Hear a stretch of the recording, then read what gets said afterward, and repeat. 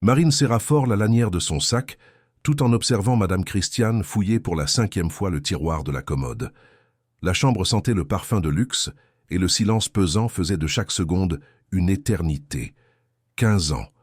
15 ans à se réveiller à 5 heures du matin, à prendre 2 bus jusqu'à cet hôtel particulier de Neuilly-sur-Seine, près de Paris, et à s'occuper de chaque recoin de cette demeure comme si c'était la sienne.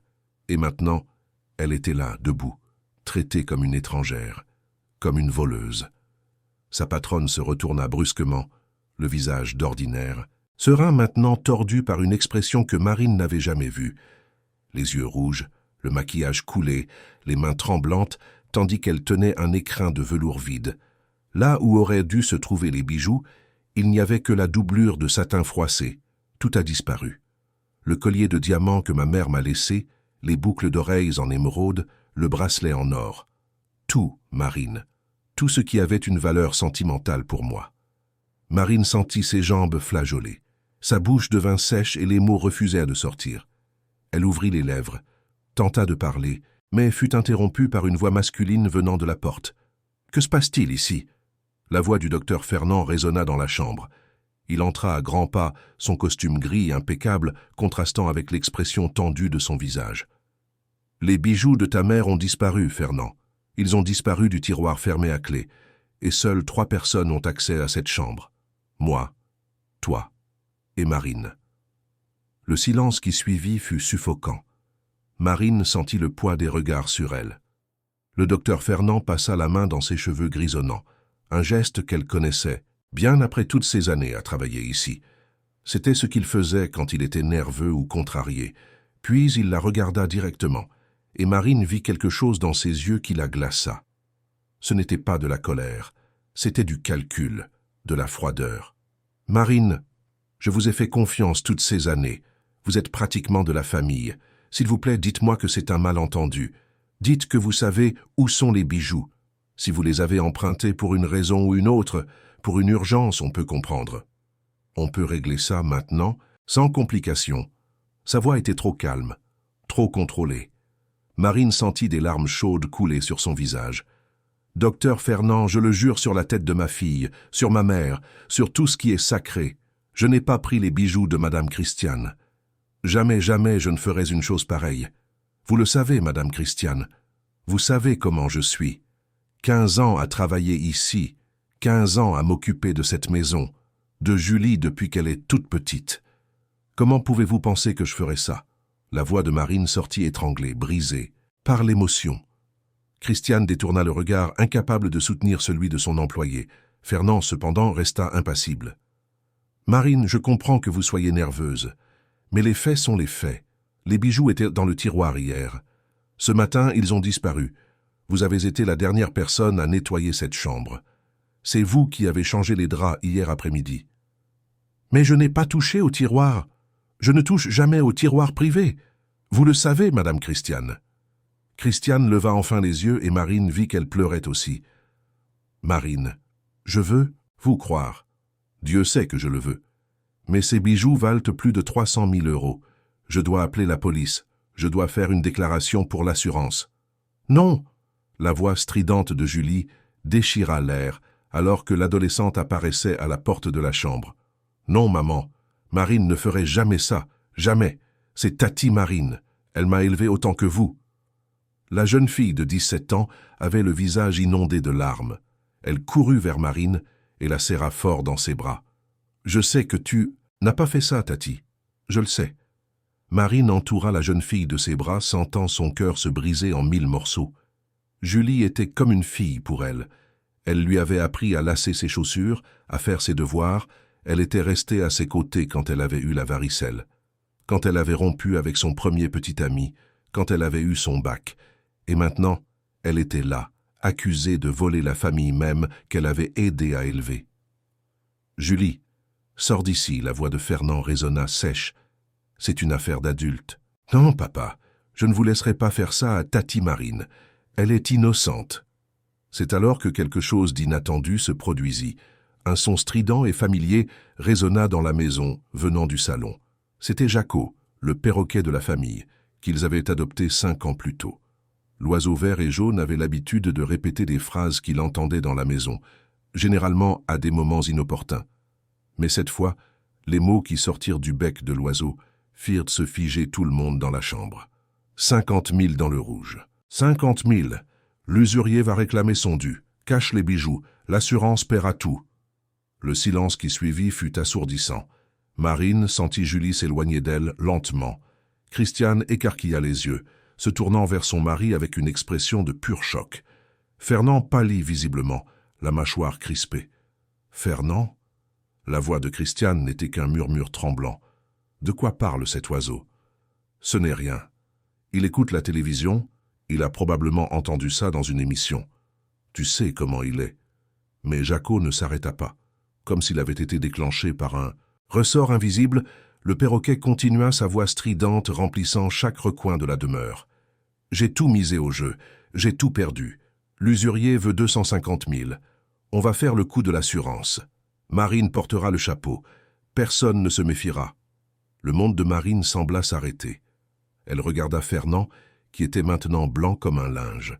L'homme tenta de sortir de la chambre, mais Christiane l'attrapa par le bras avec une force que Marine n'aurait jamais imaginée chez sa patronne. « Fernand Auguste Morin, tu ne sors pas d'ici avant de m'avoir expliqué ce qui se passe.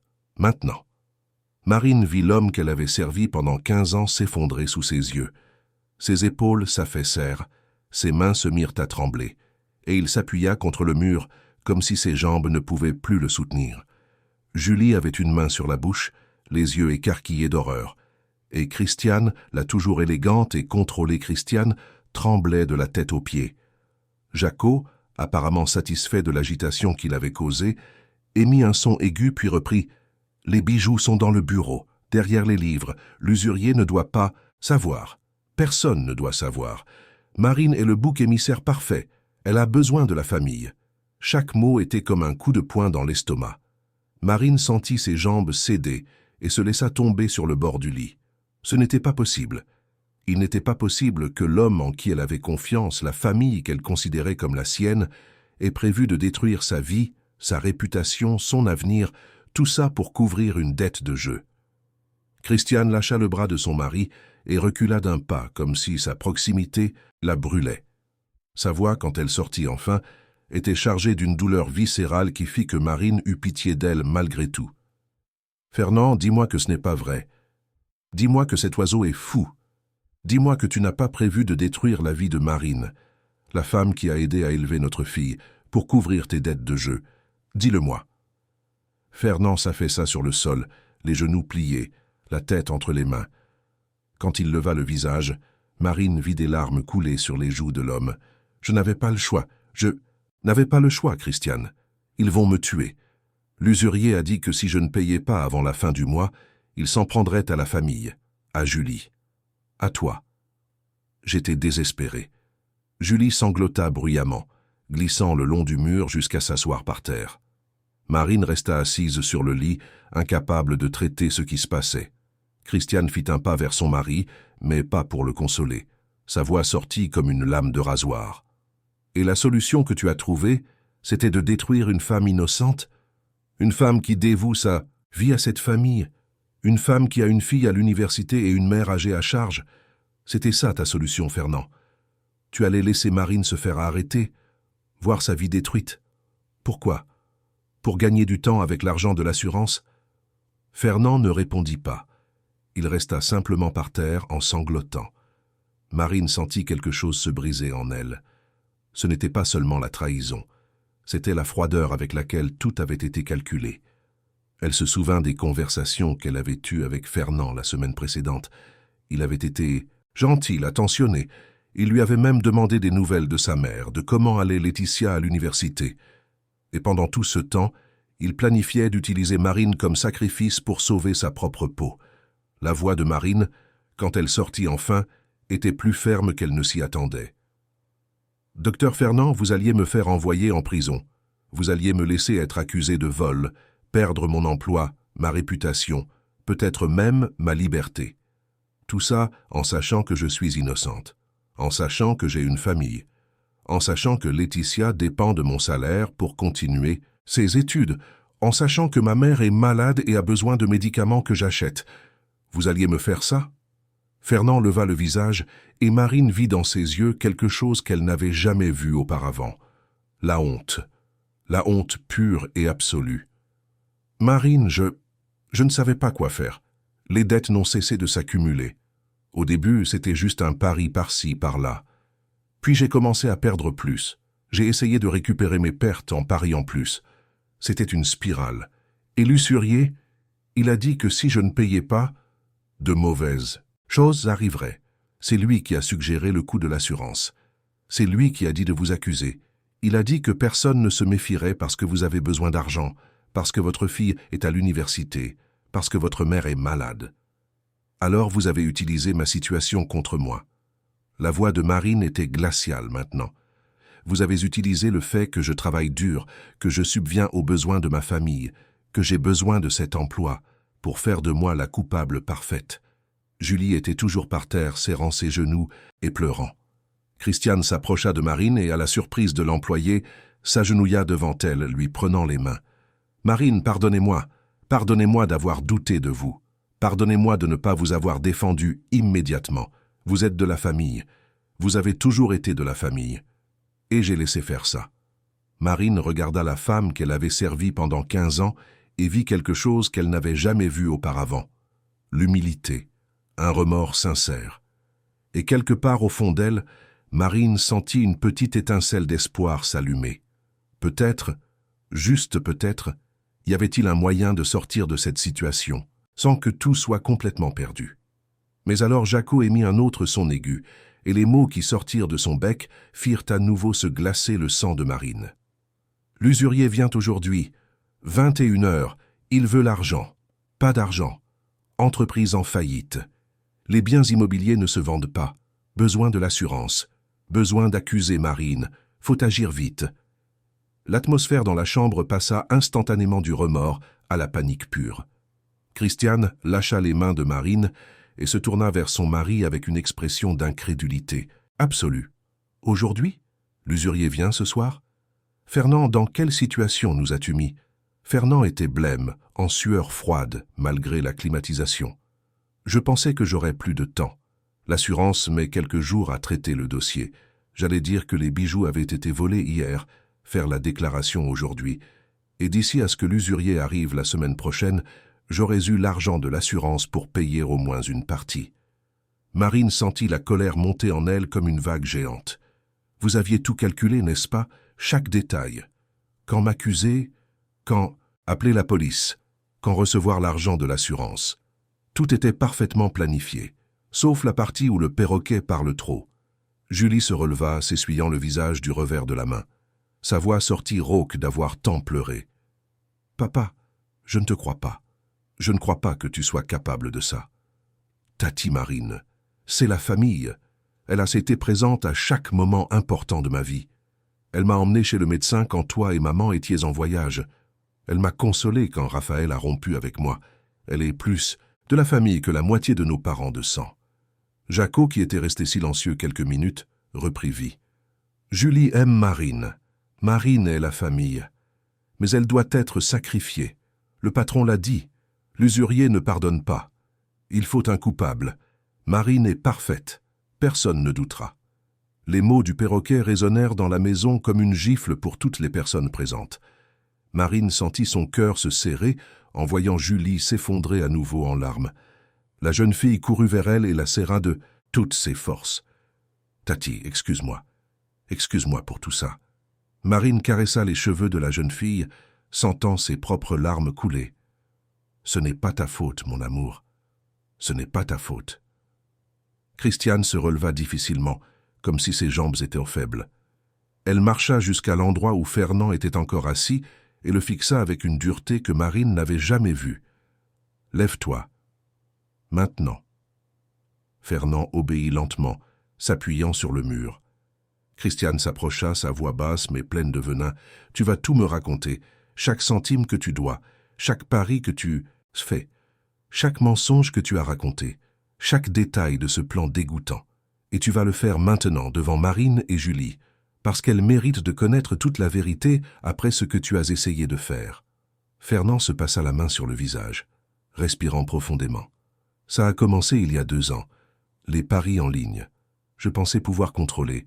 J'ai gagné quelques fois au début et j'ai cru avoir trouvé un moyen facile de gagner de l'argent supplémentaire. L'entreprise traversait des difficultés avec la crise, les biens immobiliers que nous avions achetés, comme investissement, ne se vendaient pas. J'ai pensé que je pouvais aider les finances en pariant. Tu as parié sur quoi exactement? La voix de Christiane était glaciale. Le football, les courses, le casino en ligne. N'importe quoi. Et quand je perdais, je pariais plus pour essayer de récupérer. Ça a empiré, Christiane. La dette a grossi. D'abord 10 000, puis 20, puis 50. J'ai essayé d'arrêter. Je te jure que j'ai essayé. Mais l'usurier est apparu, offrant des prêts pour que je couvre mes pertes et continue à jouer. Tu as emprunté de l'argent à un usurier pour parier. Christiane porta la main à sa poitrine, comme si elle avait du mal à respirer. Fernand, quelle sorte de folie est-ce là? Marine observait tout en silence, toujours enlaçant Julie. Une partie d'elle voulait s'enfuir de cette maison et ne plus jamais revenir. Mais une autre partie, celle qui avait passé 15 ans à s'occuper de cette famille, savait qu'elle devait rester. Au moins jusqu'à comprendre toute l'étendue du désastre dans lequel elle était impliquée. Combien? La question de Marine coupa l'air. Combien devez-vous à l'usurier? Fernand hésita, regardant ses pieds. 250 000 €. L'entreprise est endettée, les biens ne se vendent pas, les économies sont parties. Je n'avais plus d'où tirer de l'argent. L'usurier a dit que si je ne payais pas avant la fin du mois, il se paierait d'autres manières. Il vous a mentionné, Christiane. Il a mentionné Julie. Julie se recroquevilla contre Marine, qui sentit la jeune fille trembler. Marine resserra son étreinte, murmurant des mots de réconfort, tandis que son esprit travaillait rapidement. Donc le plan était d'accuser l'employé, de recevoir l'argent de l'assurance, de payer l'usurier, et tout le monde est content, sauf moi, bien sûr.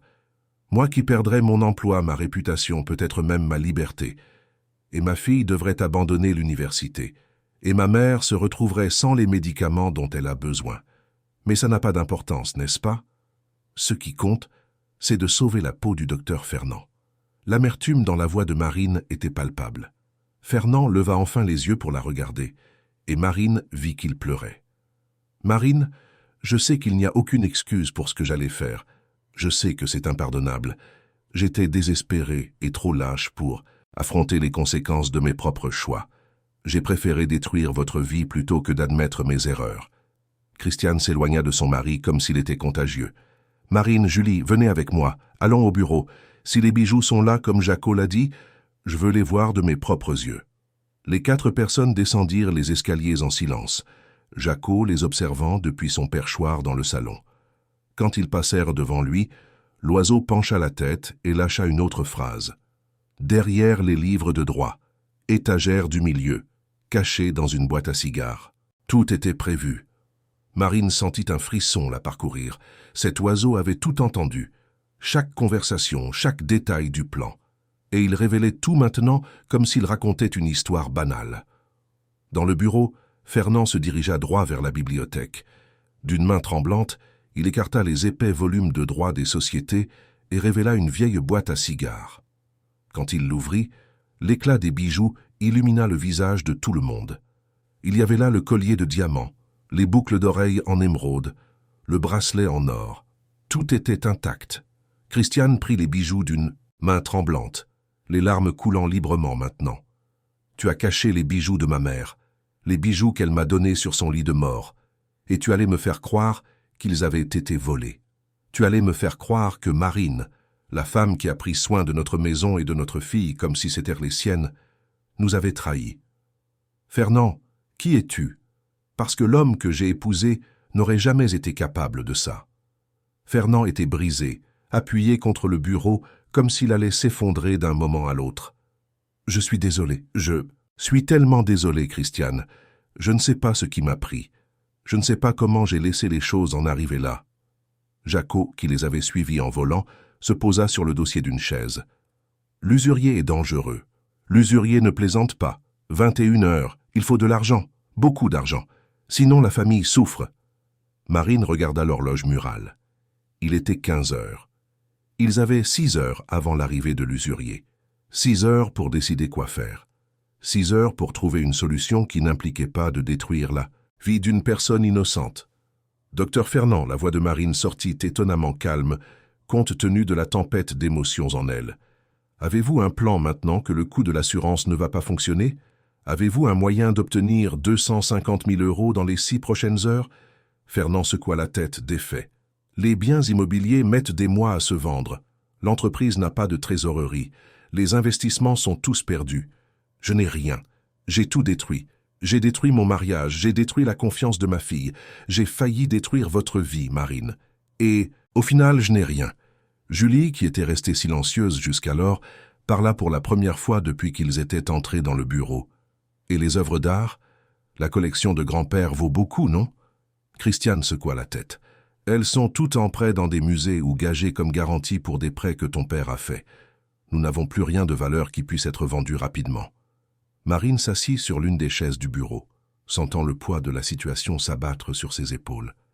Elle pensa à Laetitia, sa fille de 20 ans, qui était en 3e année d'infirmerie à l'université. Elle pensa à sa mère, Madame Cécile, 75 ans, diabétique et ayant besoin de médicaments coûteux. Elle pensa aux 15 années qu'elle avait consacrées à cette famille, se levant avant le soleil, traversant la ville, nettoyant, cuisinant, s'occupant d'eux. Et pourquoi? Pour être presque jetée au loup par un homme qui n'avait pas eu le courage d'affronter ses propres choix. Mais même avec toute la colère, toute la trahison, Marine ne pouvait pas simplement tourner le dos. Ce n'était pas ainsi que sa mère l'avait élevée. Madame Cécile disait toujours que la vraie mesure d'une personne ne se voit pas dans la façon dont elle agit quand tout va bien, mais dans la façon dont elle agit quand tout s'effondre. Et à ce moment-là, avec cette famille qui s'effondrait sous ses yeux, Marine savait qu'elle avait un choix à faire. Jaco lâcha un autre son aigu, et les mots qui suivirent firent à nouveau se figer tout le monde dans le bureau. Le patron a de l'argent caché, 100 000 €, un compte à l'étranger, argent non déclaré, peur du fisc, c'est pour ça qu'il ne l'utilise pas. Il préfère sacrifier Marine, il préfère détruire une vie innocente. Le silence qui suivit fut absolu. Marine eut l'impression que le sol venait de disparaître sous ses pieds. Christiane se tourna lentement vers son mari, et l'expression sur son visage était un mélange de pure incrédulité et d'horreur. « Fernand, dis-moi que ce n'est pas vrai. Dis-moi que tu n'as pas 100 000 € cachés pendant que tu prévoyais de détruire la vie de Marine. » Fernand ne pouvait regarder personne. Sa voix sortit en un murmure brisé. « C'est de l'argent de quelques affaires que j'ai faites il y a quelques années. Je ne l'ai pas déclaré. Si je l'utilise maintenant, je vais faire l'objet d'une enquête. Je peux aller en prison pour fraude fiscale. » Marine se leva si brusquement qu'elle fit basculer sa chaise. « Alors laissez-moi voir si j'ai bien compris. Vous avez 100 000 € cachés sur un compte à l'étranger. Assez d'argent pour payer l'usurier presque 2 fois. Mais vous préférez m'envoyer en prison, détruire ma vie, laisser ma fille sans pouvoir finir ses études, laisser ma mère sans médicaments. Tout ça parce que vous avez peur d'une enquête pour fraude fiscale. C'est bien ça ?» La voix de Marine était forte maintenant, toute la colère et la frustration explosant. Julie se remit à pleurer, s'agrippant à sa mère. Christiane était blême, les bijoux de sa mère toujours dans les mains. Christiane laissa tomber les bijoux sur le bureau avec un bruit sec, chaque pierre précieuse reflétant les lumières du lustre comme de petites accusations brillantes. Sa voix, quand elle sortit enfin, était si froide que Marine sentit l'air s'alourdir. « Fernand Auguste Morin, tu préférais voir une femme innocente accusée de vol perdre tout ce qu'elle a, construit en 15 ans de travail honnête, plutôt que d'affronter les conséquences de tes propres crimes. Tu es un lâche. Tu n'es pas l'homme que je pensais connaître. Tu es un étranger. » Fernand leva enfin les yeux, le visage rouge de honte et de larmes. « Christiane, j'avais peur. Le fisc ne pardonne pas la fraude. Je pouvais tout perdre. Je pouvais aller en prison. Et alors, vous vous seriez retrouvés sans rien. Sans rien. » La voix de Christiane monta d'une octave. « Nous n'avons déjà plus rien, Fernand. Tu as tout gâché, notre sécurité, notre avenir, notre dignité. Et maintenant je découvre que tu as 100 000 € cachés pendant que tu prévoyais de détruire la vie d'une personne innocente. Pendant que je pleurais en pensant que les bijoux de ma mère avaient été volés, pendant que ta fille pleurait en croyant que la femme qui l'a élevée nous avait trahis. Julie s'éloigna de sa mère et s'approcha de son père. La jeune fille tremblait, mais il y avait une fermeté dans sa voix que Marine n'avait jamais entendue auparavant. « Papa, demain tu allais appeler la police pour arrêter Tati Marine. Tu allais la laisser se faire emmener menottée. Tu allais laisser Laetitia voir sa propre mère accusée de vol. Tu allais laisser Madame Cécile, qui est déjà si fragile, subir l'humiliation de voir sa fille traitée de voleuse. Tu allais faire ça ?» Jaco, toujours attentif, répondit pour Fernand. « Oui, demain matin, police à 8 heures, déclaration de vol, Marine menottée, parfait pour l'assurance, parfait pour l'usurier, personne ne soupçonne le patron riche, tout le monde accuse l'employé pauvre. » Les mots du perroquet étaient comme des couteaux s'enfonçant dans le cœur de chacun. Marine sentit ses jambes flageoler à nouveau et s'appuya sur la table. Demain matin, 8 heures, elle aurait été réveillée par la police, menottée devant les voisins, emmenée comme une criminelle. La nouvelle se serait répandue dans le quartier. Dans l'immeuble où elle vivait avec sa mère et sa fille, Laetitia aurait été vue comme la fille d'une voleuse. Madame Cécile serait morte de honte. Tout cela était prévu, chaque détail, et Marine ne l'aurait jamais découvert sans le perroquet. Marine regarda Jaco, l'oiseau vert et jaune qui observait maintenant tout avec ses yeux ronds et curieux. « Merci, » murmura-t-elle à l'oiseau. « Merci de m'avoir sauvé. » Le perroquet pencha la tête. « Marine est gentille, Marine est la famille, Marine ne mérite pas de souffrir. Le patron est méchant, le patron ment. » Fernand s'effondra sur une chaise, la tête entre les mains. « Je suis un monstre. Je suis un monstre lâche qui allait sacrifier une femme innocente pour sauver sa propre peau. Marine, je n'ai pas de mots. Il n'y a pas d'excuse. Il n'y a pas de pardon possible pour ce que j'allais faire. » Marine s'approcha de lui et sentit étonnamment que la colère laissait place à autre chose. Ce n'était pas du pardon, pas encore. Mais c'était une compréhension qu'elle était face à un homme brisé, détruit par sa propre addiction et ses mauvais choix. Un homme qui avait perdu son chemin et avait failli entraîner tout le monde au fond avec lui. « Docteur Fernand, » la voix de Marine était ferme maintenant. « Vous avez un problème sérieux. L'addiction au jeu n'est pas une plaisanterie. Mon frère est passé par là. Il a tout perdu aussi. Maison, mariage, emploi, il a failli perdre la vie. Mais il a cherché de l'aide. Il a rejoint un groupe de soutien. Aujourd'hui, il est guéri, il reconstruit sa vie. Vous avez besoin d'aide, d'une aide professionnelle. » Fernand regarda Marine comme s'il voyait un fantôme. « Vous m'offrez de l'aide ? Après tout ce que j'allais vous faire, je ne l'offre pas par bonté, » répondit Marine avec honnêteté.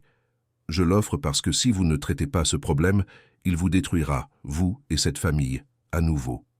Et je ne permettrai pas que Julie souffre davantage. Elle n'est pas responsable de vos choix. » Christiane s'approcha de Marine et lui prit les mains. Marine avait rarement vu sa patronne pleurer en 15 ans, mais maintenant les larmes coulaient librement. « Marine, comment pouvez-vous être si forte, si généreuse?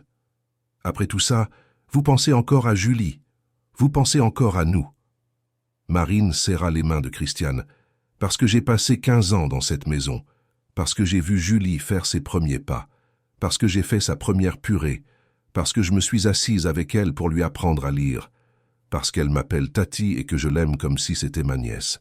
De sang.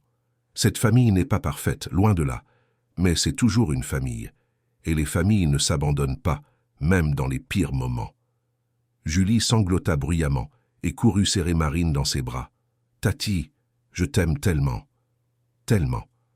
Tu es la meilleure personne que je connaisse. » Marine serra la jeune fille dans ses bras, le cœur serré. « Je t'aime aussi, mon amour, et c'est pour ça qu'on doit régler cette situation. Ensemble. » Jaco émit un son aigu, brisant le moment d'émotion. « L'usurier arrive. Voiture noire. Il est arrivé plus tôt. 3 heures d'avance. Danger. Danger. » Tout le monde dans le bureau se figea. Marine courut à la fenêtre et vit une luxueuse voiture noire se garer devant la maison. Il n'était que 18 heures. L'usurier était arrivé 3 heures avant l'heure convenue. « Il est là, » murmura Marine, sentant la panique lui monter à la gorge. « L'usurier est là maintenant. » Christiane pâlit. « Fernand, qu'est-ce qu'on fait? On n'a pas l'argent. Tu as dit que la banque n'ouvrait que demain pour faire le virement international. » Fernand se leva de sa chaise en titubant. Il était visiblement en panique. Je ne sais pas. Je ne sais pas quoi faire. Il ne devait pas arriver maintenant. On n'a pas le temps. Impossible d'avoir l'argent du compte à l'étranger avant demain. Je dois aller personnellement à la banque, faire le virement. Il va me tuer. Il va tous nous tuer. La sonnette retentit, un son long et insistant qui résonna dans la maison comme un présage. Jacot volait en cercle, agité. « Danger! Danger! L'usurier n'a pas de patience. L'usurier veut de l'argent. Maintenant !» Marine regarda la famille s'effondrer autour d'elle et prit une décision. « Docteur Fernand, vous et Madame Christiane, vous allez dehors parler à cet homme. Vous allez expliquer la situation. Vous allez demander plus de temps. Vous allez négocier. » Négocier ? Fernand était blanc comme un linge. « Marine, vous ne comprenez pas? Cet homme ne négocie pas. Il recouvre ses dettes, et s'il n'y a pas l'argent, il se paie d'autres manières. Alors vous allez devoir lui faire comprendre qu'il aura l'argent demain, tout l'argent, avec des intérêts s'il le faut, mais il faut gagner du temps jusqu'à l'ouverture de la banque. Et s'il n'accepte pas ?» La voix de Christiane était tremblante. Marine regarda Julie, puis Christiane et enfin Fernand. « Alors nous découvrirons de quoi nous sommes capables quand nous n'avons pas le choix. Allons-y. » La sonnette retentit à nouveau, plus insistante cette fois. Marine sentit son cœur marteler sa poitrine alors qu'ils se dirigeèrent vers la porte d'entrée. Fernand marchait devant, les mains tremblant visiblement. Christiane tenait fermement les bijoux qui lui avaient été rendus, comme s'ils étaient un talisman protecteur. Julie resta en arrière avec Marine, lui serrant la main avec force. Quand Fernand ouvrit la porte, Marine vit deux hommes, sur le perron.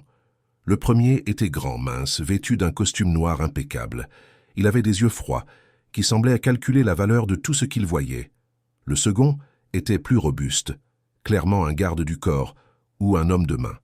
Tous deux dégageaient une aura de danger qui fit déglutir Marine. « Fernand, » dit l'homme en costume d'une voix étonnamment douce, « ravi de te trouver à la maison. Je suis venu un peu plus tôt parce que, tu sais ce que c'est, j'étais dans le coin et j'ai pensé passer pour régler notre affaire en suspens. » Marine vit Fernand déglutir. « Renaud, je ne t'attendais pas si tôt. Notre rendez-vous était pour 21 heures. » C'était... L'homme nommé Renaud esquissa un sourire qui n'atteignit pas ses yeux. « Mais comme je l'ai dit, j'étais tout prêt et j'ai décidé d'avancer les choses. Après tout, pourquoi attendre quand on peut tout régler maintenant? Tu as mon argent ?» Fernand hésita et Marine vit la panique grandir dans ses yeux. « C'est que la situation est un peu compliquée. J'ai besoin d'un jour de plus. Juste un jour de plus et j'ai tout l'argent. » Renaud pencha la tête comme un prédateur étudiant sa proie. « Un jour, Fernand, tu me dois de l'argent depuis 3 mois. Tu as déjà demandé plus de temps 2 fois. Et maintenant tu veux un jour de plus? J'ai besoin d'une très bonne raison pour accepter ça. » C'est alors que Christiane s'avança, surprenant tout le monde. Sa voix sortit ferme, sans le tremblement précédent. « L'argent est sur un compte à l'étranger. Mon mari doit se rendre personnellement à la banque demain matin pour effectuer le virement. C'est une procédure qui ne peut pas être faite en ligne ou par téléphone. Mais l'argent est là, tout l'argent que vous réclamez. » Renaud étudia Christiane un long moment puis regarda Fernand. « Un compte à l'étranger? Intéressant. Et pourquoi devrais-je croire ça? Pourquoi devrais-je croire que tu n'es pas en train de me mener en bateau une fois de plus? Parce que j'irai avec lui à la banque demain, répondit Christiane sans hésiter. Je garantirai personnellement que ce virement soit fait. Et si vous le souhaitez, vous pouvez envoyer quelqu'un pour nous accompagner. Vous pouvez même y aller vous-même. Mais l'argent est là, et il sera qu'à vous demain à midi. » Marine observa l'interaction, le cœur battant. Christiane était incroyablement courageuse, mais Marine pouvait voir la peur dans ses yeux. Renaud resta silencieux un moment, qui parut une éternité, puis regarda son acolyte et fit un léger signe de tête. « Très bien, dit-il finalement, demain à midi. Mais pas à la banque. Vous faites le virement le matin et vous m'apportez l'argent en espèces à un endroit que je vous indiquerai. Et Fernand, si tu ne te présentes pas, si tu essaies de me tromper à nouveau, je ne serai pas aussi compréhensif la prochaine fois. Compris ?» Fernand hocha vigoureusement la tête. « Compris. Demain à midi, tu auras ton argent. » Renaud jeta un dernier regard à la famille réunie à l'entrée, ses yeux passant sur Marine et Julie avant de revenir à Fernand. « À demain alors. Et Fernand, ne me déçois pas. Je n'aime vraiment pas être déçu. » Sur ce, les deux hommes se retournèrent et partirent. Marine vit la voiture noire s'éloigner dans la rue avant de finalement relâcher l'air qu'elle retenait. À côté d'elle, Fernand s'effondra contre le chambranle de la porte, ses jambes cédant. Christiane le retint, tremblant, elle-même maintenant que l'adrénaline retombait. La porte se referma, et le silence qui suivit fut assourdissant. Fernand glissa le long du chambranle jusqu'à s'asseoir sur le sol du hall d'entrée, la respiration lourde et irrégulière.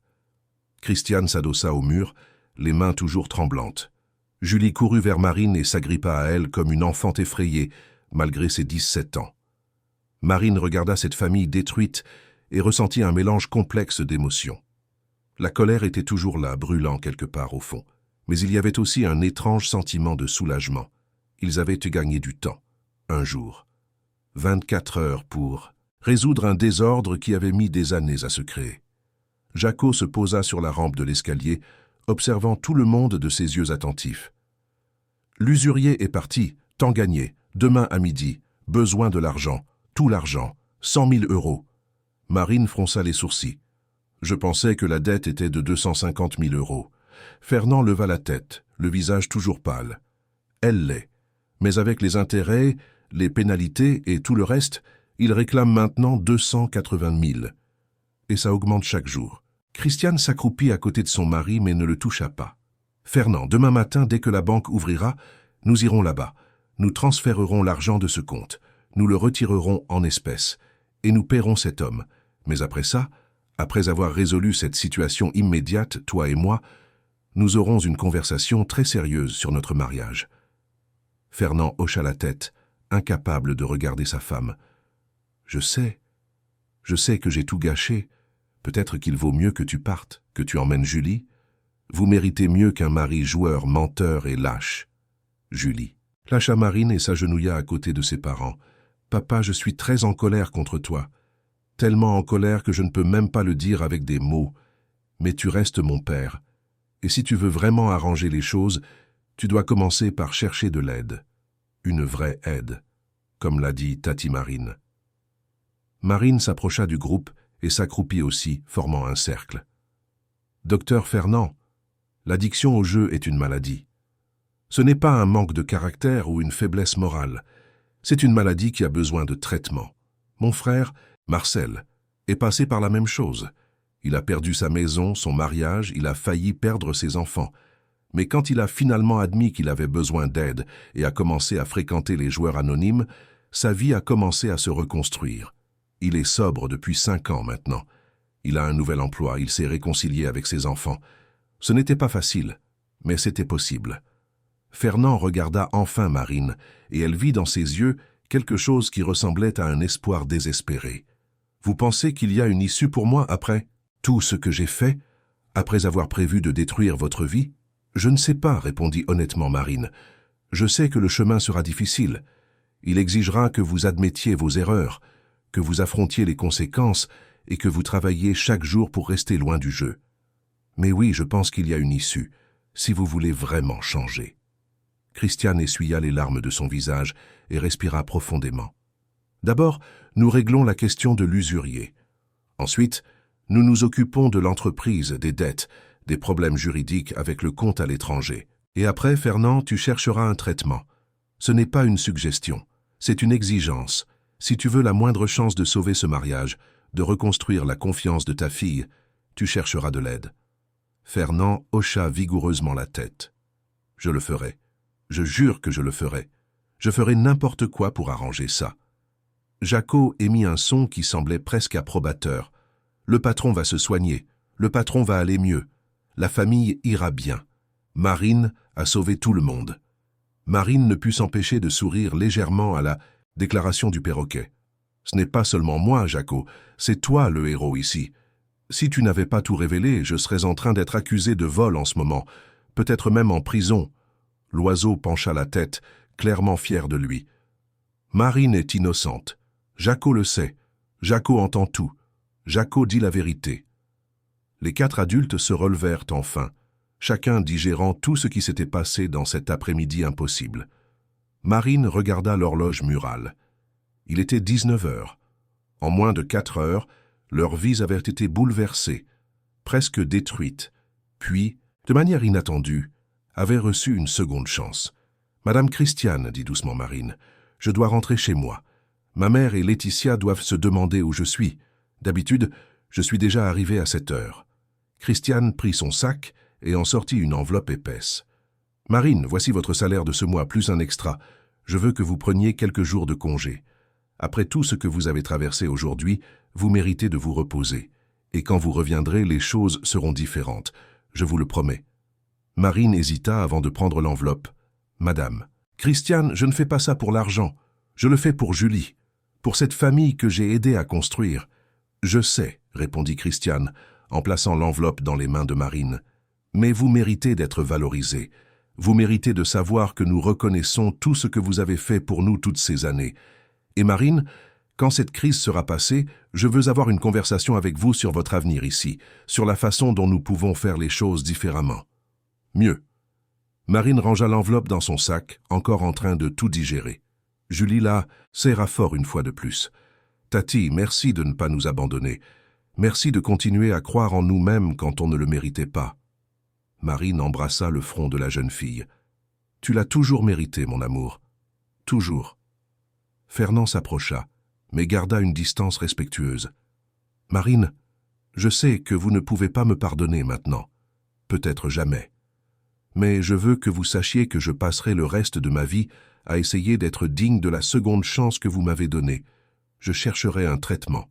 Je réparerai ce gâchis. Et je m'assurerai que vous soyez dédommagé pour tout ce que vous avez subi aujourd'hui. Marine regarda l'homme qui avait failli détruire sa vie et hocha la tête.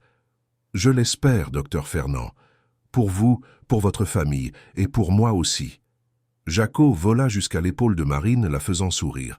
Le perroquet veut venir avec Marine. Non, non, reste ici pour t'occuper de la famille. Ils auront besoin de toi demain pour s'assurer que tout se passe comme prévu. L'oiseau retourna vers Christiane.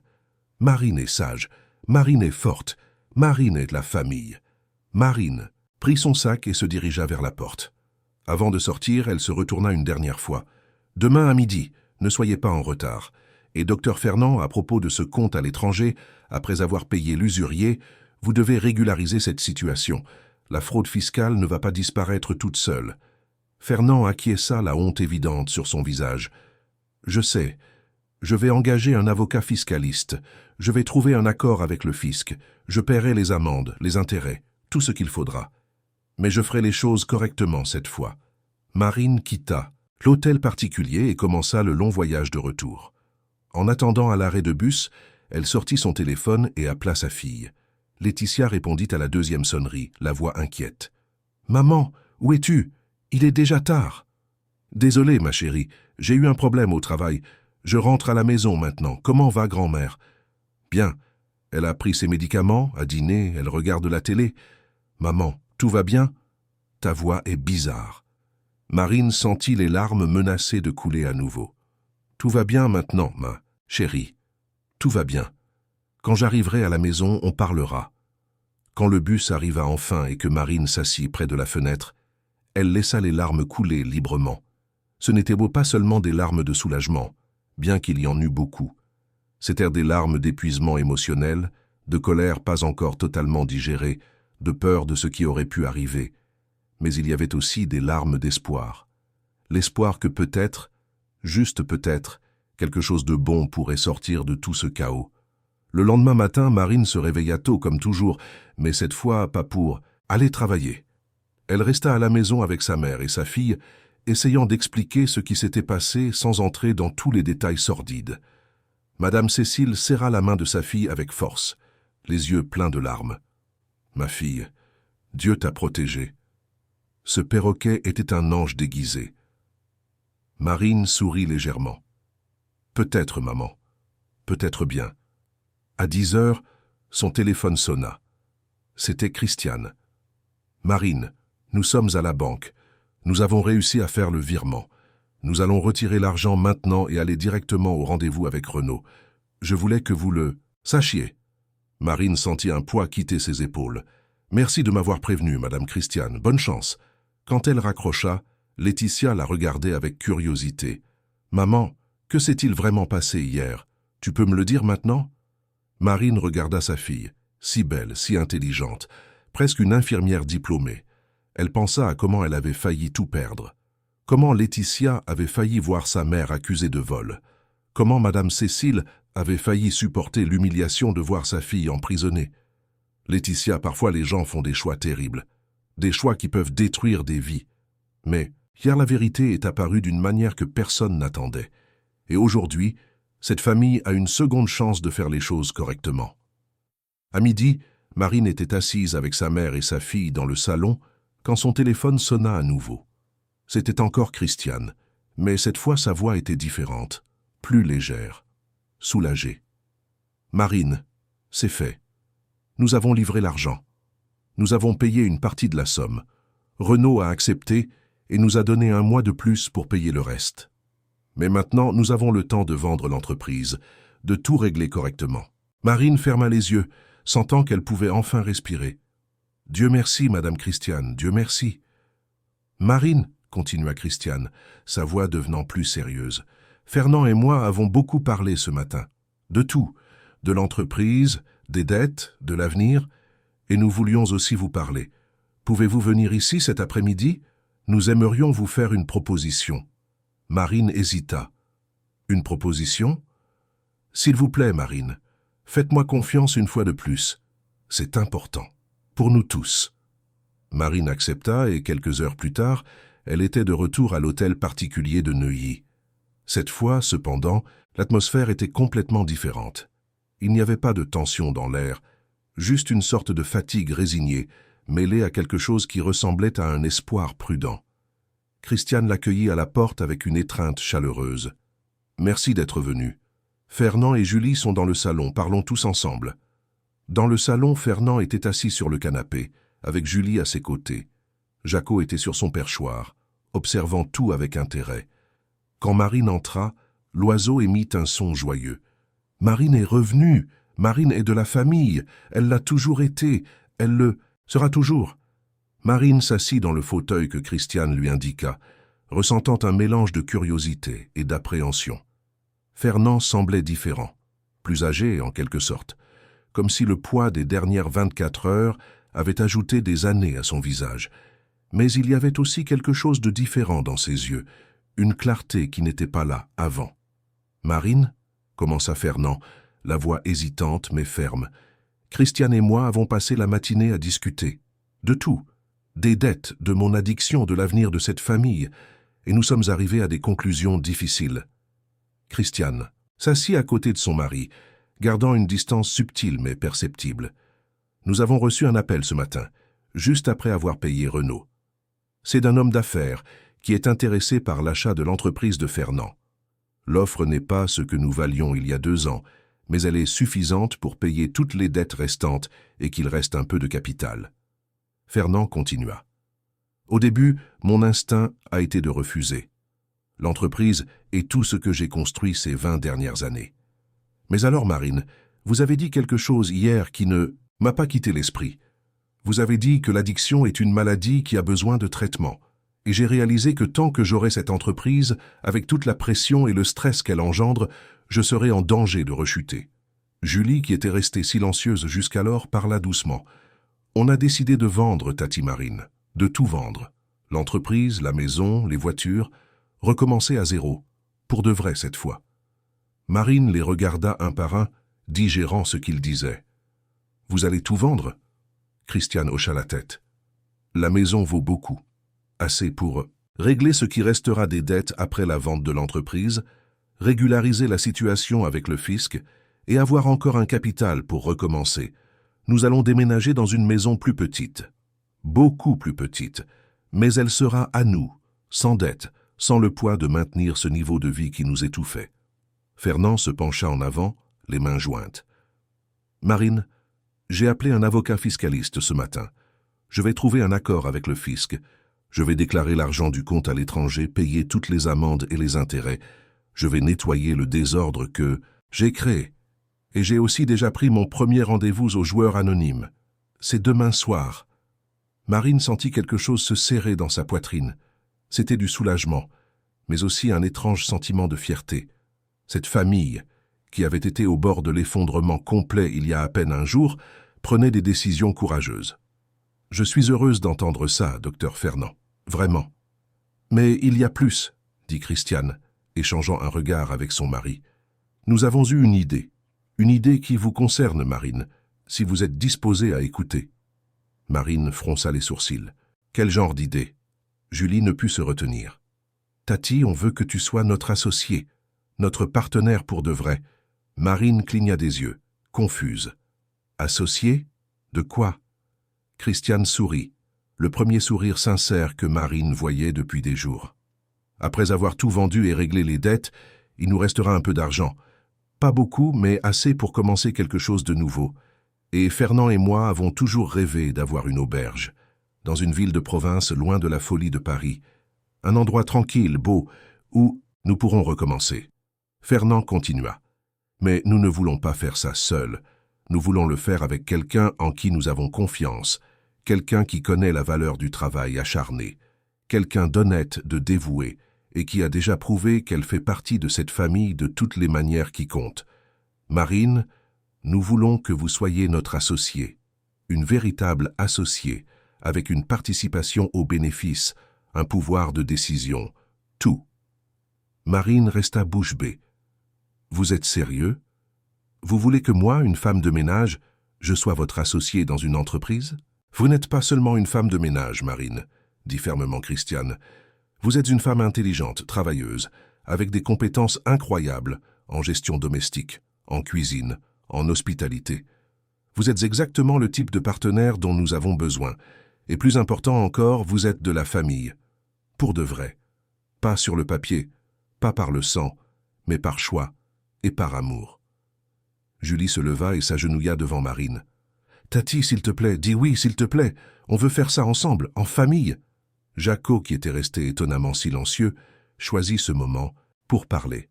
Marine le mérite, Marine est la famille, Marine est associée, tous ensemble, famille forte. Marine sentit des larmes couler sur son visage. Mais je n'ai pas d'argent à investir, je n'ai pas de capital. Vous avez quelque chose de plus précieux, dit Fernand. Vous avez l'expérience, le dévouement, et une éthique de travail qu'aucun argent ne peut acheter. Nous apportons le capital financier. Vous apportez vos connaissances et votre travail. Et nous partageons tout équitablement. 30% pour vous, 30% pour moi, 30% pour Christiane, et 10% dans un fonds pour Julie quand elle aura fini ses études. Marine était sans voix. Une partie d'elle voulait accepter immédiatement, mais une autre partie, la partie pratique qui avait appris à se méfier des belles promesses, hésitait. Et Laetitia? Et ma mère? Elles dépendent de moi? C'est bien pour ça, dit doucement Christiane. En tant qu'associé, vous gagnerez beaucoup plus que ce que vous gagnez maintenant. Vous pourrez offrir une vie meilleure à votre fille et à votre mère. Laetitia pourra continuer ses études sans s'inquiéter. Madame Cécile pourra avoir tous les médicaments dont elle a besoin. Et vous, Marine, vous pourrez enfin être reconnue à votre juste valeur. Marine ferma les yeux, essayant de tout digérer. C'était beaucoup, beaucoup de changements. Il y a à peine 2 jours, sa vie suivait une routine prévisible. Se réveiller, travailler, rentrer à la maison. Et maintenant, on lui offrait une chance de devenir entrepreneuse, associée, partie prenante de quelque chose de nouveau.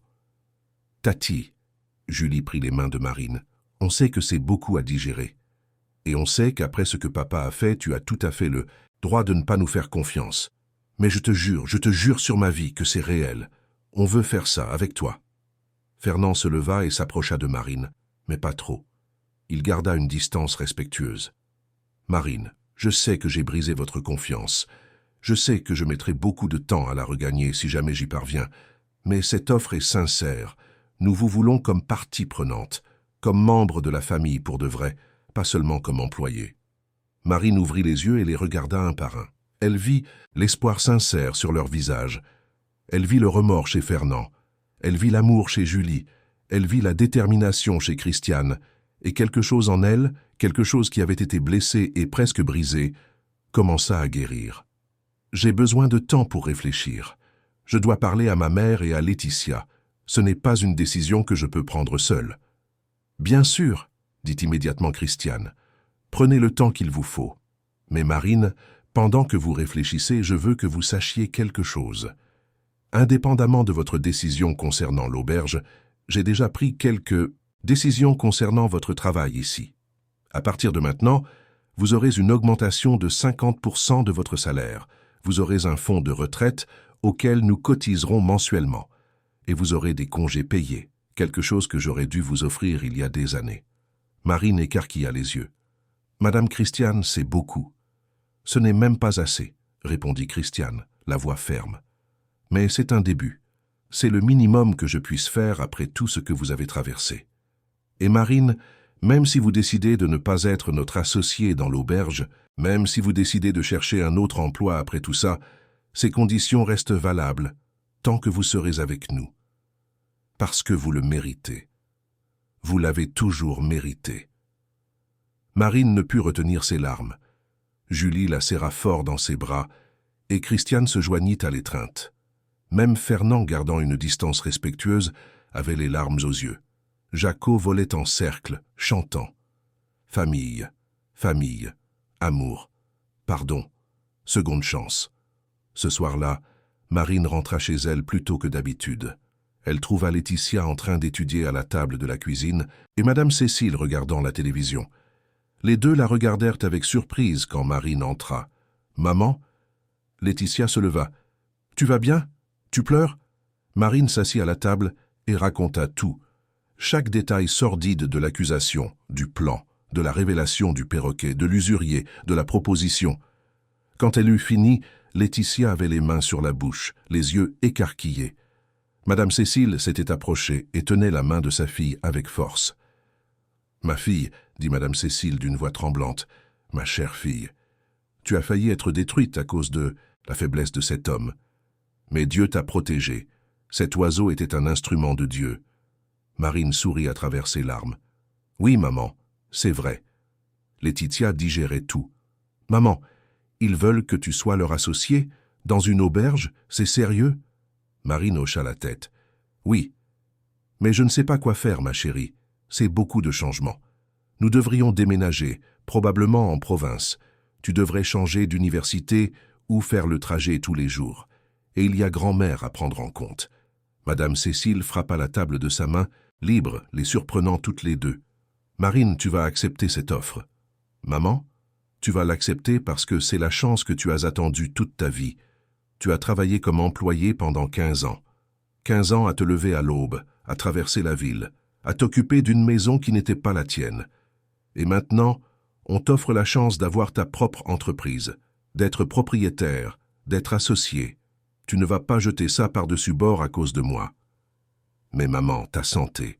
Ma santé ira bien partout, Willy, à un médecin et une pharmacie. Et je préfère vivre dans une petite ville de province que dans cette ville de fous.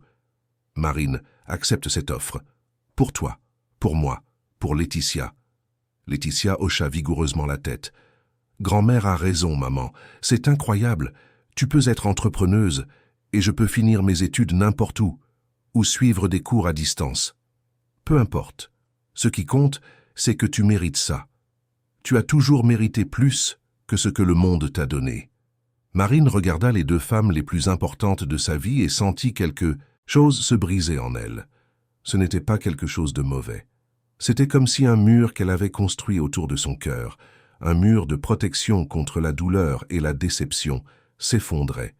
Et de l'autre côté, il y avait des possibilités, de l'espoir, un avenir différent. « Alors vous pensez que je devrais accepter ?» Madame Cécile serra la main de sa fille. « Je pense que tu devrais suivre ton cœur. Mais je pense aussi que ton cœur connaît déjà la réponse. » 2 ans plus tard, Marine était sur la terrasse de l'auberge Jaco à Megève, observant le lever du soleil sur les montagnes. L'air frais du matin apportait l'odeur des pins et le son lointain des oiseaux qui se réveillaient. Elle tenait une tasse de café chaud entre ses mains et souriait en voyant les premières lueurs du jour peindre le ciel de rose et d'orange. Beaucoup de choses avaient changé depuis ce jour terrible où elle avait failli être accusée de vol. La transformation n'avait été ni facile ni rapide, mais elle avait été réelle. Après que Marine eut accepté la proposition de société, les événements s'étaient précipités. Fernand avait vendu l'entreprise en moins d'1 mois. L'hôtel particulier de Neuilly avait été mis en vente et vendu en 6 semaines à une famille d'industriels. Les voitures de luxe avaient été échangées contre des modèles plus modestes. Et la famille avait déménagé dans une maison simple mais confortable, pendant qu'ils cherchaient la propriété parfaite pour l'auberge. Ce fut Julie qui trouva l'endroit, une ancienne propriété à Mégève, avec 5 chalets à rénover, une maison principale avec un grand salon et une cuisine industrielle, et 5 hectares de terrain avec vue sur les montagnes. Elle était abandonnée depuis des années et nécessitait beaucoup de travail, mais le prix était abordable et le potentiel évident.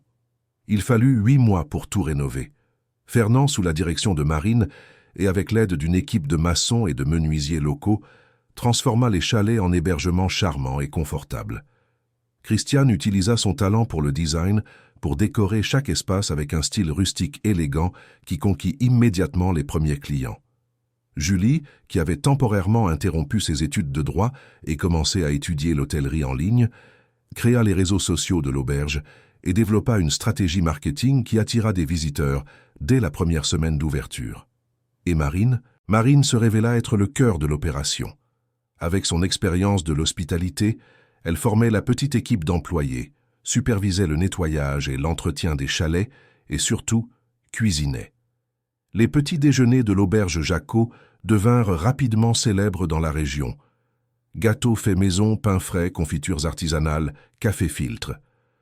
Tout était fait par les mains de Marine, qui découvrit que cuisiner pour des gens reconnaissants était très différent de cuisiner en tant qu'employé. Laetitia avait réussi à obtenir un transfert à l'université de Grenoble et faisait le trajet 3 fois par semaine, aidant à l'auberge le week-end. Madame Cécile avait sa propre petite chambre dans la maison principale, avec vue sur le jardin que Fernand entretenait personnellement tous les jours. Sa santé s'était même améliorée avec l'air pur de la montagne et la vie plus tranquille. Fernand avait tenu toutes ses promesses. Il fréquentait religieusement les réunions des joueurs anonymes, 3 fois par semaine. Il avait aussi suivi une thérapie individuelle. Il n'avait pas parié un seul centime en 2 ans. La dette envers Renault avait été entièrement remboursée 4 mois après le premier paiement, en utilisant l'argent de la vente de l'entreprise. La situation avec le fisc avait été réglée avec un avocat fiscaliste compétent. Fernand avait payé de lourdes amendes, mais avait évité des problèmes plus graves en se portant volontaire pour tout régulariser. La relation entre Fernand et Christiane s'était reconstruite lentement. Ils avaient dormi dans des chambres séparées les 6 premiers mois, travaillant en thérapie de couple pour reconstruire la confiance qui avait été brisée. Mais progressivement, pas à pas, l'amour entre eux s'était ravivé. Ce n'était pas le même amour qu'avant. Il était plus mature, plus conscient, construit sur l'honnêteté et le travail acharné plutôt que sur les apparences et la convenance. La porte de la terrasse s'ouvrit et Jacot sortit en volant, se posant sur l'épaule de Marine. Le perroquet avait sa propre volière dans l'espace commun de l'auberge, mais avait libre accès à toute la propriété. Les clients l'adoraient, surtout les enfants. Jacot était devenu la mascotte officielle de l'auberge, et son histoire, bien sûr, faisait partie du charme de l'endroit. « Bonjour Marine » chanta le perroquet. « Le café sent bon. Les clients vont se réveiller. » Marine caressa les plumes vertes de l'oiseau. « Bonjour Jacot. Tu nous as tous sauvés, tu sais. Tu es le héros de cette histoire. Jacot et la famille. Tous sont la famille, la vraie famille. » L'oiseau picota affectueusement l'oreille de Marine. La porte s'ouvrit à nouveau et Julie sortit, encore en pyjama et les cheveux en désordre. « Tati, tu es déjà réveillée ? Il n'est que 6 heures du matin. » Marine sourit. Les vieilles habitudes. 15 ans à se réveiller à 5 heures du matin ne s'effacent pas si facilement.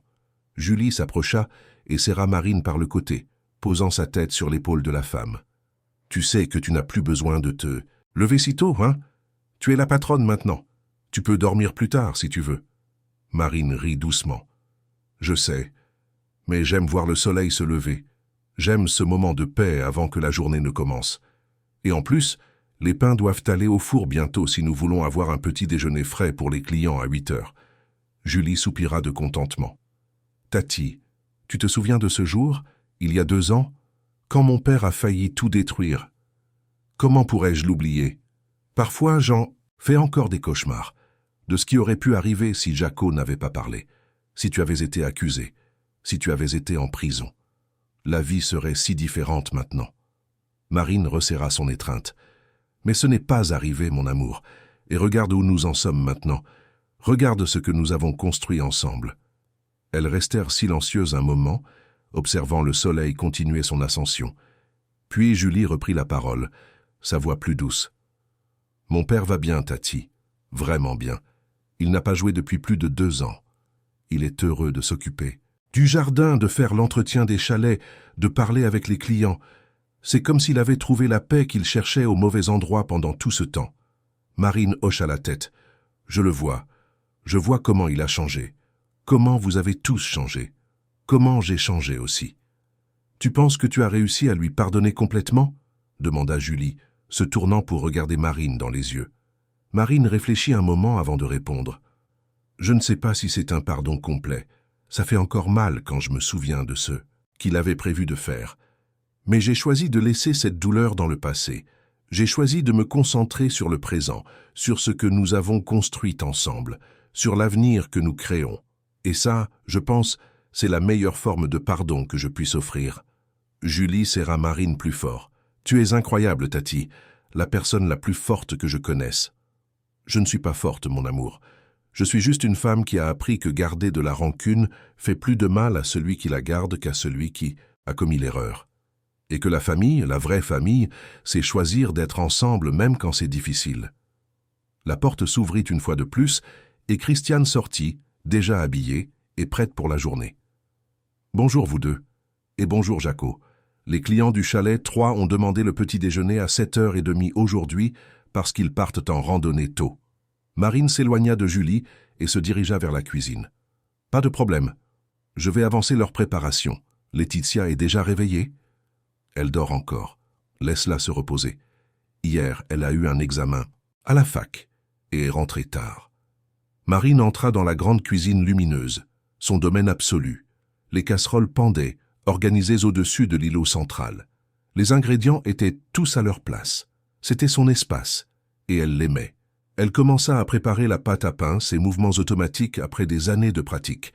Christiane la suivit et commença à préparer le café. « Christiane, » dit Marine en pétrissant la pâte, « je ne te l'ai jamais demandé. Regrettes-tu tout ça? D'avoir quitté l'hôtel particulier, la vie de luxe, tout ce que vous aviez à Paris ?» Christiane s'arrêta, la cafetière à la main. Puis elle sourit, un sourire sincère qui illumina son visage. « Pas une seconde, Marine, pas une seule seconde. La vie que nous avions était un mensonge construit sur des dettes et des apparences. C'était étouffant, c'était vide.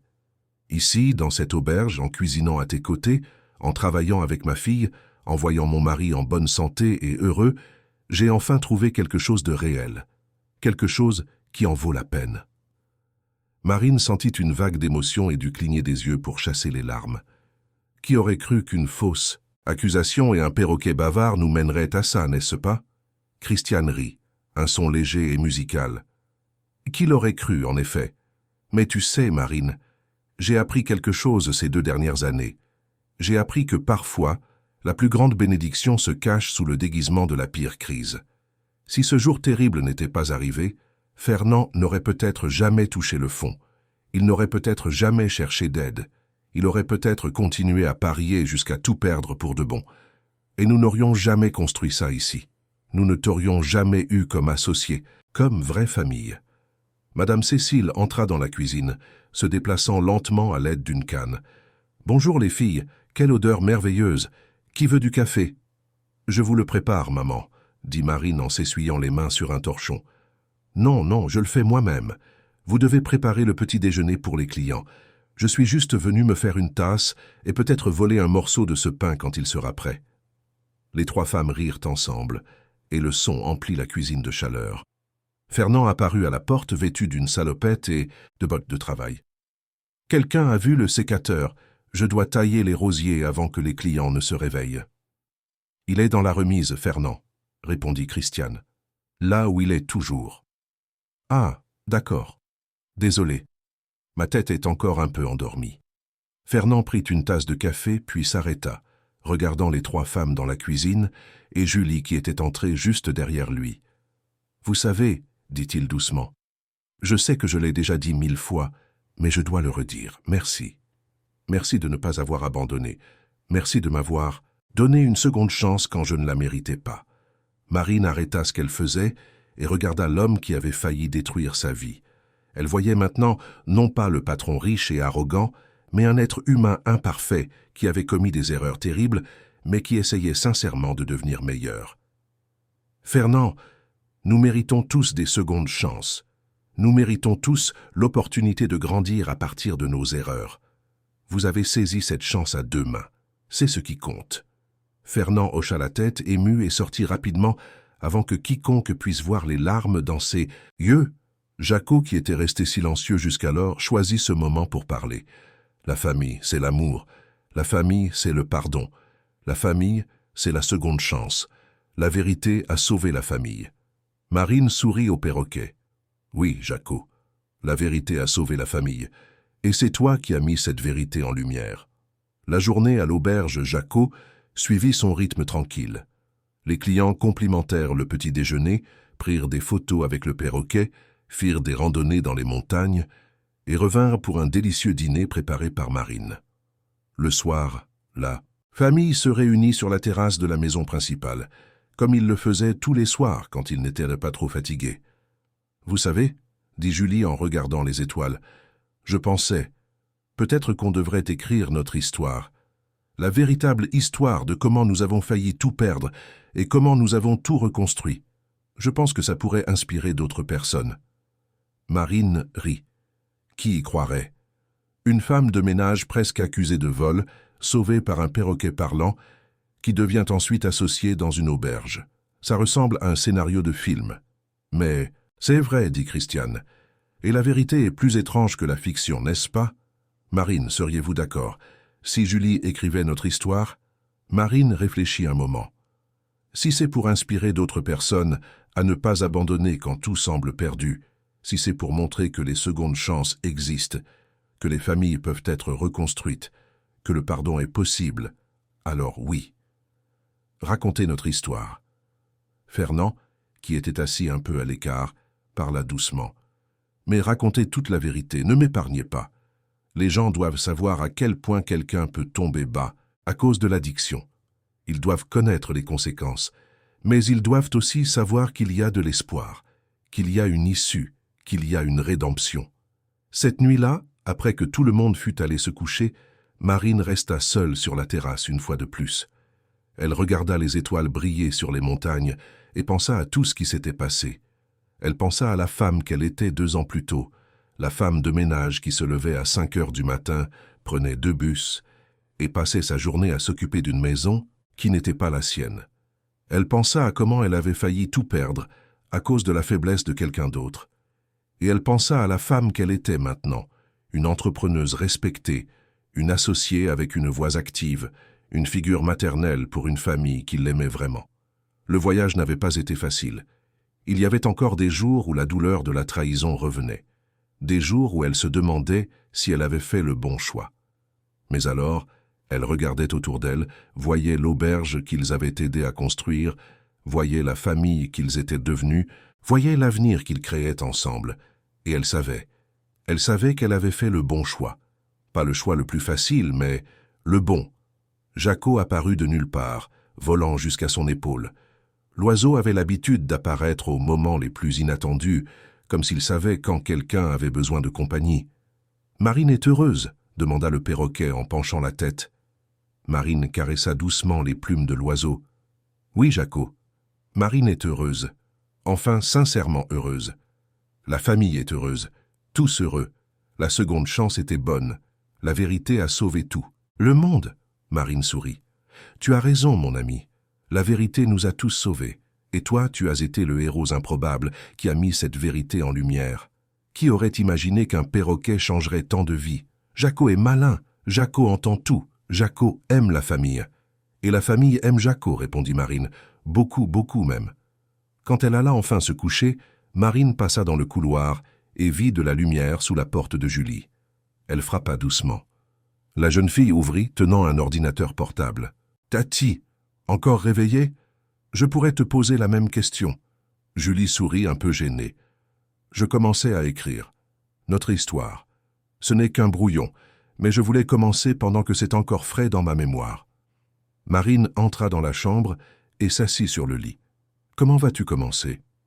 Julie tourna l'écran de l'ordinateur portable vers Marine. Elle n'avait écrit qu'une seule phrase. Un jour qui avait commencé comme tous les autres, une femme de ménage découvrit que la vérité, aussi douloureuse soit-elle, est toujours préférable au plus confortable des mensonges. Marine lut la phrase et hocha la tête, émue. « Parfait, mon amour, absolument parfait. Raconte notre histoire. Mais n'oublie pas de souligner la partie la plus importante, celle qui dit que la famille n'est pas définie par le sang, mais par l'amour, le choix et la volonté de pardonner et de reconstruire ensemble. » Julie serra Marine dans ses bras. « Je le ferai, Tati. Je raconterai tout. Le bon, le mauvais, le laid et le beau. Je raconterai comment nous avons failli tout perdre et comment un perroquet nous a sauvés. Je raconterai comment toi, même trahi, tu as choisi l'amour plutôt que la haine. Je raconterai comment mon père a trouvé la rédemption, comment ma mère a trouvé le courage, comment nous avons tous retrouvé notre chemin les uns vers les autres. » Marine embrassa le front de la jeune fille. « Bonne nuit, mon amour. Ne reste pas éveillée trop tard. » En retournant dans sa propre chambre, Marine passa par le salon et vit la photo encadrée que Christiane avait mise sur le mur principal. C'était une photo d'eux tous, le jour de l'inauguration de l'auberge. Fernand, Christiane, Julie, Marine, Laetitia, Madame Cécile et bien sûr Jaco au centre, avec ses plumes vertes brillantes sous le soleil. Tous souriants, sincèrement heureux, une famille non de sang mais de choix. Une famille construite sur des secondes chances, le pardon et un amour inconditionnel. Marine toucha doucement la photo et murmura pour elle-même. « Merci, merci pour cette seconde chance, pour cette nouvelle vie, pour cette famille. » Et tandis que la lune brillait sur l'auberge Jaco, sur la famille endormie en paix, sur le perroquet niché sur son perchoir, il y avait un sentiment que tout était enfin comme il se devait. Imparfait, oui, encore en construction bien sûr, mais réel, honnête et plein d'amour.